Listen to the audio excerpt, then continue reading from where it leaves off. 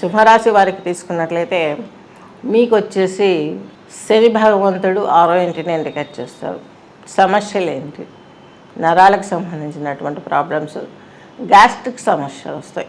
మీకు 7th ఉండి మీ రాశినే చూస్తున్నారు. షష్టాధిపతి అయినటువంటి సప్తమాధిపతి అయినటువంటి శని భగవంతుడు మీ జీవిత భాగస్వామి యొక్క ప్రోద్బలము, ఆయన అధికారము, వారి అధికారము లేడీ అయితే లేడీ కావచ్చు, జెంట్ అయితే జెంట్ కావచ్చు, వాళ్ళ విమర్శలు, వాళ్ళ లెసన్స్, అనవసరమైనటువంటి డిస్కషన్స్ మిమ్మల్ని బాగా టెన్షన్ పెట్టేస్తాయి.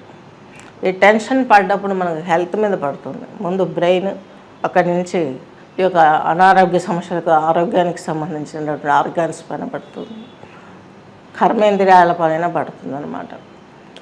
గ్యాస్ ట్రబుల్ ఇవన్నీ మీకు ఇబ్బందికరంగా మారతాయి. టెంపరీగా ఇవి మనకు బయటపడే అవకాశాన్ని కూడా ఇస్తుంది. ఎందుకంటే మీ రాశిని 7వ వీక్షణ ద్వారా 2nd హౌస్ ప్లానెట్ అయినటువంటి, అలాగే 5th హౌస్ ప్లానెట్ అయినటువంటి బృహస్పతి మీ రాశిని చూస్తున్నారు. సంతానానికి సంబంధించినటువంటి మ్యారిటల్ విషయాలు కానీ ఇవన్నీ చక్కగా మీరు కుదుర్చుకోగలుగుతారు. మీ ఉద్యోగంలో మీకు అభివృద్ధి అనేది గోచరిస్తుంది.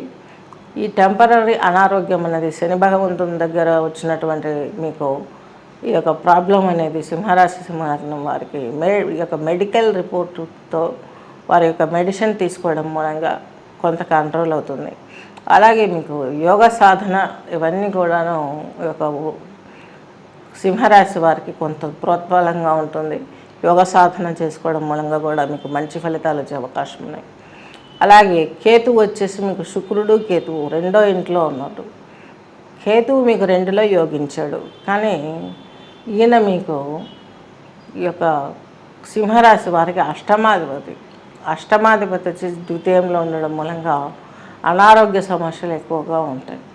కాకపోతే మీ యొక్క 2nd హౌస్ను బృహస్పతి కూడా చూస్తున్నారు.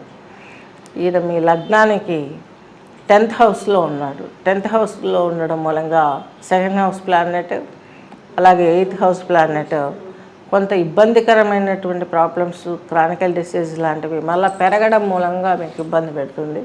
ఆ ఇబ్బంది నుంచి బయటపడాలంటే ఈ యొక్క దేవి కర్కిమావ స్తోత్రం పారాయణ చేసుకోవడం, లక్ష్మీ నరసింహస్వామి ప్రార్థన చేసుకోవడం, రవి భగవంతునికి ఇష్టంగా ప్రీతిగా ఆయన ఈ యొక్క ఆదివార నియమాలు పాటించడం. ఈ యొక్క ఆదివారం రోజు రాహుకాలం వచ్చేసి మీకు 4 నుంచి 5:30 వరకు ఉంటుంది.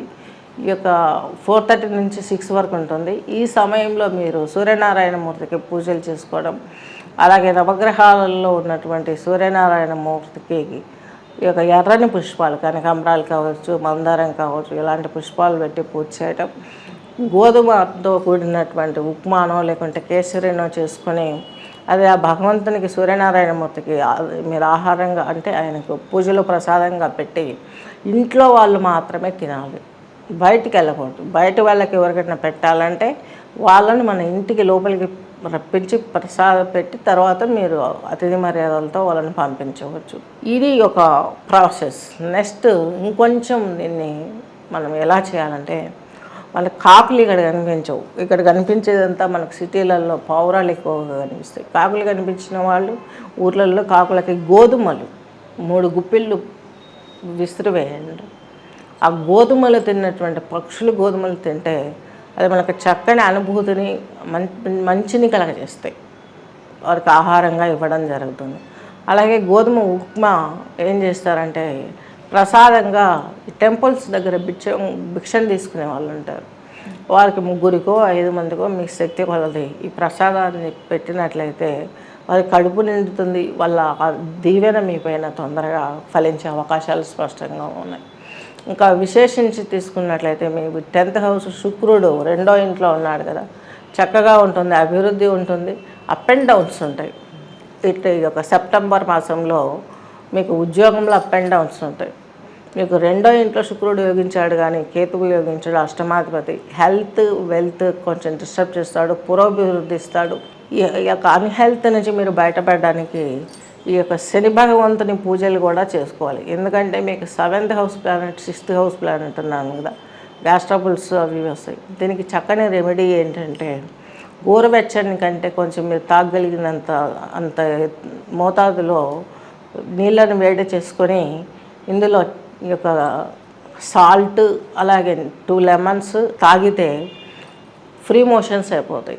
గ్యాస్ట్రిక్ సమస్య క్లియర్ అవుతుంది, ఐబిఎస్ క్లియర్ అవుతుంది, కొలెనో క్యాన్సర్ ఇది అవుతుంది. సాల్ట్ యాంటీ బ్యాక్టీరియా, అలాగే లెమన్ వచ్చేసి మనకు ఆక్సిజన్ ఎక్కువ ప్రొవైడ్ చేస్తుంది. ఇవి రెండు తీసుకోవడానికి చాలా మంచిది. జనరల్గా హనీ అండ్ తేనె అండ్ నిమ్మరసం తాగమంటారు, ఎందుకు రక్తశుద్ధి కోసం. ఇప్పుడు షుగర్ ఉన్న వాళ్ళు తేనె తాగకూడదు కాబట్టి. అలాగే ఇది శంఖ ప్రక్షాళాసన యోగంలో మీకు ఈ యొక్క ట్రీట్మెంట్ వేరే ఫారిన్ కంట్రీస్లలో తీసుకోండి. కొలెనో క్యాన్సర్ వచ్చినా లేకుంటే ఐబిఎస్ వచ్చినా కూడా త్వరగా వాళ్ళకు ఫ్రీగా వెళ్ళాక ఇబ్బంది పెట్టేస్తుంది. వాళ్ళు హాస్పిటల్కి వెళ్తే ఏం చేస్తారంటే ఇంత పేగు వరకు మలం స్టోర్ అయిందంత లాగేయడానికి ఇంత పేగు కట్ చేసి అదంతా క్లియర్ చేసి ఆపరేషన్ చేస్తారు. అలా ప్రతి 6 మంత్స్కి ఒకసారి చేయించుకోవాల్సిన అవసరం వస్తుంది వాళ్ళకు. తద్మూలకంగా ఏమవుతుంది, పేగు ఇంత అవుతుంది, మేము చేయవలసిందంతా చేసామండి, సారీ మీకు ఇంకా నెక్స్ట్ ఆప్షన్ లేదు అంటారు. ప్రాణాంతకం అయిపోతుంది. అంత దూరం ఎందుకు, మనం క్రియ చేసుకుంటే ఒకే రోజు 3-4 టైమ్స్ మోషన్కి వెళ్దాం, హ్యాపీగా ఉంటుంది. ఈ వెన్న తినండి, ఇదంతా ఆయిలింగ్ అవుతుంది. ఉదయం 6 గంటలకు లేసినప్పుడు మీరు 5 గంటలకు లేచి ఈ క్రియ స్టార్ట్ చేసి నెక్స్ట్ ఈ యొక్క వెన్న తిన్నారంటే మీకు ఈ ప్రాబ్లం అంతా క్లియర్ అయిపోతుంది. గ్యాస్ ప్రాబ్లం క్లియర్ అవుతుంది. ఇవన్నీ చేస్తూ క్రియాస్ చేసుకుంటూ యోగాసనాలు, ఉదరాకర్షణాసనం అని ఉంటుంది, అలాగే త్రికోణాసనం, ఇవన్నీ మీరు చేసినట్లయితే మీకు చక్కని ఫలితాలు వస్తాయి. అలాగే వెల్త్ కూడా బాగుంటుంది. సంవత్సరం తీసుకున్నట్లయితే చక్కగా మీకు ఈ యొక్క దశమంలోకి గురువు రావడం అనేది ఇబ్బంది అనేది ఏం లేదు, కొంత హెల్త్ కొడుతుంది. ఈయన మీకు సింహరాశి వారికి అష్టమాధిపతి కాబట్టి బ్యాలెన్స్ చేసుకునే కెపాసిటీని కూడా ఆయన ఇస్తాడు. మీకు 5వ ఇంటిని చూస్తాడు, 10th ఉండి మీ యొక్క సింహరాశి వారికి 2వ ఇంటిని కూడా చూస్తాడు కాబట్టి ఉద్యోగంలో ఉన్నటువంటి ప్రాబ్లమ్స్ క్లియర్ అయ్యే అవకాశాలు స్పష్టంగా గోచరిస్తున్నాయి. గురు చరిత్ర పారాయణ చేయండి. అలాగే సింహరాశి వారికి ఈ రెమెడీస్ అన్నీ చెప్పాము, ఇవి చేసుకోండి. మీ యొక్క జీవితాన్ని సుభిక్షంగా మార్చుకోవడానికి ఈ టైం చాలా విలువైంది. సెప్టెంబర్లో ఈ మాసంలో ఉన్నటువంటి దోష పరిహారం లక్ష్మీదేవిని ముందు మీరు చాలా కటాక్షాన్ని పొందాలి.